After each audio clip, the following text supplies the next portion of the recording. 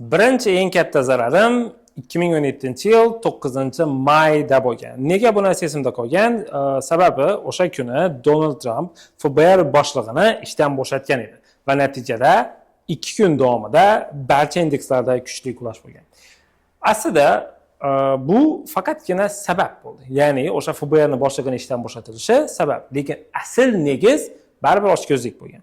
Ya'ni men o'ta katta pozitsiya ochganman. Ya'ni o'shandan bir necha kun oldin davomida men yirik pozitsiyalarda savdo qilib, yaxshi foydalarni qilganman. Bundan o'zim ilhomlanib ketganman. Natijada men o'sha kuni eng yirik pozitsiyani ochgan paytimda aynan o'sha narsa sodir bo'lgan.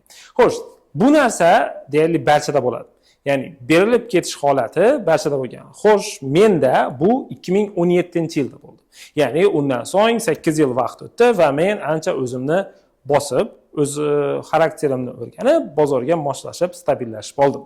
Bu narsa barchada boshlangan paytida bo'ladi. Endi eng yaxshi tarafi va eng yaxshi maslahatim ham sizda mendan farqliroq o'sha oshkozlik xatolarni kichikroq balansda qilib o'tib ketish. Chunki baribir muammo qilma degan narsani, ya'ni men o'z o'quvchilarimga qilma degan narsamni baribir ular bir marta bo'lsa ham qilib ko'rasi keladi va zarar ko'rish ehtimolligi oshadi. Demak, baribir xato qilmoqchi bo'lsangiz, kichikroq balansda qilib ko'rganingiz yaxshi.